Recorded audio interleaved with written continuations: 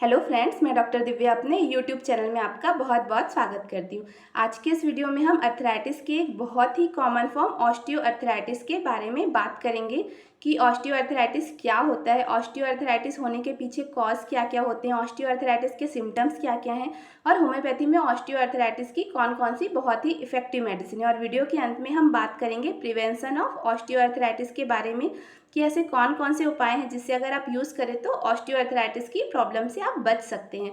तो आप ये वीडियो अंत तक जरूर देखें और अगर आपको मेरा वीडियो पसंद आता है तो आप इसे लाइक करें और मेरे चैनल को सब्सक्राइब करना ना भूलें। और नीचे एक बेल आइकॉन का बटन है जिसे आप टैप कर दें ताकि आपको मेरे आगे आने वाले सभी वीडियो का नोटिफिकेशन मिलता रहे। तो चलिए अब हम बात करते हैं ऑस्टियोआर्थराइटिस के बारे में। तो ऑस्टियोआर्थराइटिस को समझने के लिए हमें समझना होगा अर्थराइटिस के बारे में कि अर्थराइटिस क्या होता है। तो अर्थराइटिस एक ऐसी बीमारी होती है जिसमें हड्डियों के जोड़ों में सूजन आ जाती है। आम भाषा में हम अर्थराइटिस को गठिया रोग भी कहते हैं। अर्थराइटिस के बहुत से टाइप होते हैं जिनमें से एक टाइप है ऑस्टियोआर्थराइटिस जो बहुत ज़्यादा कॉमन है। एक एज के बाद जैसे 45 से 50 ईयर के बाद ऑस्टियोआर्थराइटिस बहुत ज़्यादा देखने को मिलता है। ऑस्टियोआर्थराइटिस एक ऐसी कंडीशन है जिसमें हड्डी के जो जोड़ हैं वो घिसने लग जाते हैं। जो हड्डी के जोड़ों के बीच में जो कार्टिलेज होता है वो धीरे धीरे क्षतिग्रस्त हो जाता है। कार्टिलेज एक प्रकार का लचीला और मजबूत ऊतक होता है जो दो हड्डियों के जोड़ों के बीच में स्थित होता है, जो दो हड्डियों को जोड़ने का काम करता है। जब यही कार्टिलेज क्षतिग्रस्त हो जाता है या किसी वजह से घिसने लग जाता है तो ऑस्टियोआर्थराइटिस की कंडीशन जो है वो डेवलप हो जाती है। ऑस्टियोआर्थराइटिस शरीर के किसी भी जॉइंट में हो सकता है, चाहे वो कितने भी छोटे से छोटे जॉइंट क्यों ना हो।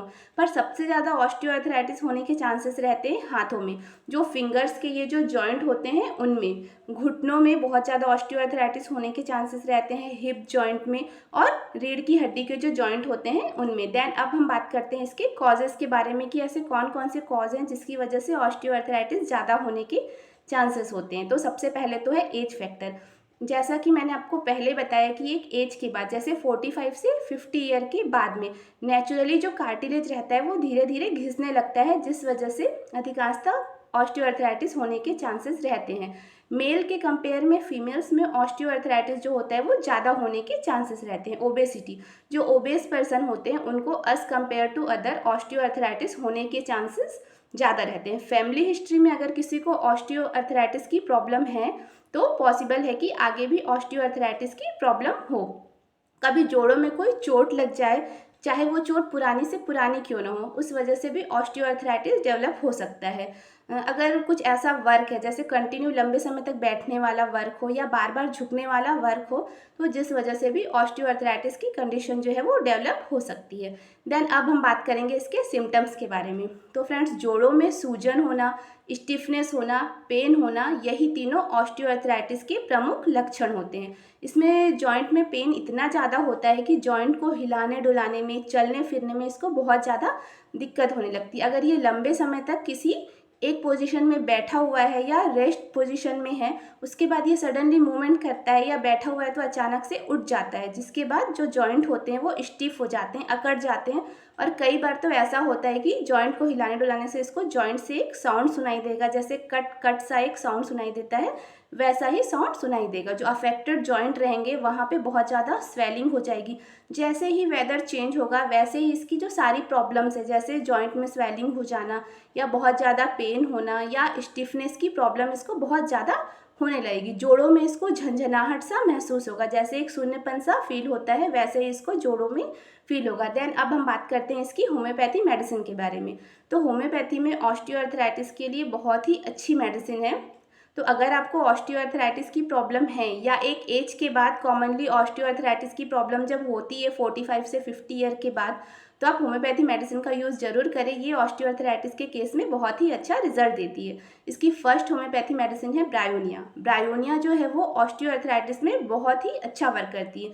अगर हम इसके मेन कीनोट सिम्टम्स की बात करें तो ब्रायोनिया के में जो पेन होता है वो मूवमेंट से बढ़ जाता है और रेस्ट करने से इसके पेन में इसको रिलीफ मिलता है। सीढ़ियाँ चढ़ने उतरने से इसकी सारी प्रॉब्लम्स बढ़ जाती है, बहुत ही ज़्यादा इसको एक्सट्रीम पेन होता है। तो ऐसी कंडीशन में ब्रायोनिया को 30 पोटेंसी में यूज़ करें।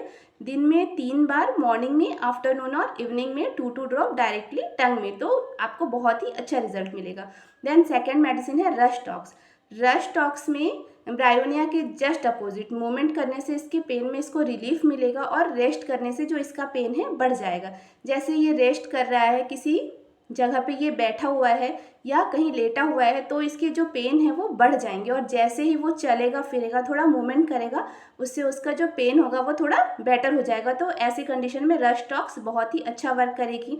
या रेनी वेदर में अगर आपकी प्रॉब्लम्स बढ़ जा रही है या रेनी वेदर में आपको बहुत ज़्यादा पेन हो रहा है, स्टिफनेस है जॉइंट में, तो उस कंडीशन में रश टॉक्स 30 पोटेंसी में आप यूज़ करें, बहुत ही ये एक्सीलेंट रिजल्ट देगी।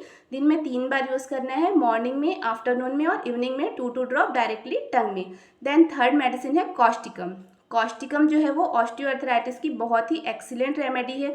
अगर कार्टिलेज के घिसने की वजह से जॉइंट में बहुत कट कट का साउंड आ रहा है, चलने फिरने में बहुत ज़्यादा तकलीफ हो रही है, और कई बार तो ऐसा होता है जो अफेक्टेड जॉइंट है उसका शेप एंड साइज भी चेंज हो गया है, तो उस कंडीशन में कॉस्टिकम बहुत ही अच्छा वर्क करेगी। कॉस्टिकम को भी आपको 30 पोटेंसी में यूज़ करना है, दिन में 3 बार, मॉर्निंग में, आफ्टरनून में और इवनिंग में 2 ड्रॉप डायरेक्टली टंग में। देन फोर्थ मेडिसिन है आर्निका। आर्निका बहुत ही अच्छी मेडिसिन है ऑस्टियोआर्थराइटिस के कंडीशन में। अगर आपके जॉइंट में कभी चोट लग गई है, चाहे वो चोट पुरानी से पुरानी क्यों ना हो, जिसकी वजह से आपको ऑस्टियोआर्थराइटिस की कंडीशन डेवलप हो गई है, वहाँ पे आपको जॉइंट में पेन बहुत ज़्यादा है, जिससे आपको जॉइंट को हिलाने में भी बहुत ज़्यादा तकलीफ हो रही है, तो उस सिचुएशन में आर्निका बहुत ही अच्छा वर्क करती है। आर्निका को आपको 30 पोटेंसी में यूज़ करना है, दिन में 3 बार, मॉर्निंग में, आफ्टरनून और इवनिंग में। देन फोर्थ मेडिसिन है रूटा। रूटा ऑस्टियोआर्थराइटिस की एक्सीलेंट रेमेडी है।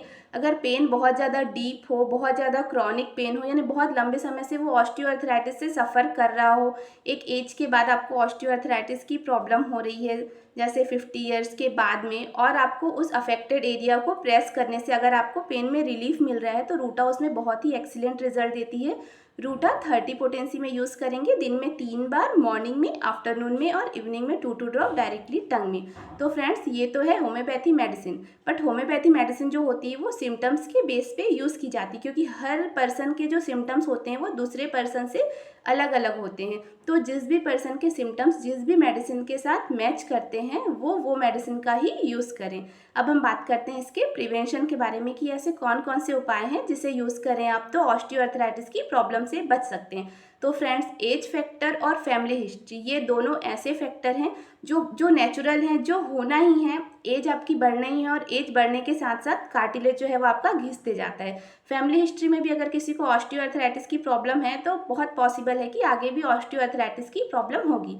बट कुछ कुछ ऐसे फैक्टर हैं जिसे हम अगर दूर करें या जिसे हम कम करें तो ऑस्टियोआर्थराइटिस की प्रॉब्लम से बच सकते हैं। जैसे अगर हम वेट रिड्यूस करें, जैसे ओबेसिटी से ऑस्टियोआर्थराइटिस होने का खतरा जो है वो बढ़ जाता है, इसीलिए आपको वेट रिड्यूस करना है। ऑस्टियोआर्थराइटिस में हैवी आपको वर्कआउट करना तो पॉसिबल नहीं होगा, तो आप कोशिश करें कि आप वॉक करें, जैसे कम से कम पूरे दिन में आप आधे घंटे आप वॉक करें। छोटी छोटी एक्सरसाइज जैसे साइकिलिंग करना या और भी कुछ मूवमेंट आप करें जिसकी वजह से आपका वेट जो है वो रिड्यूस हो।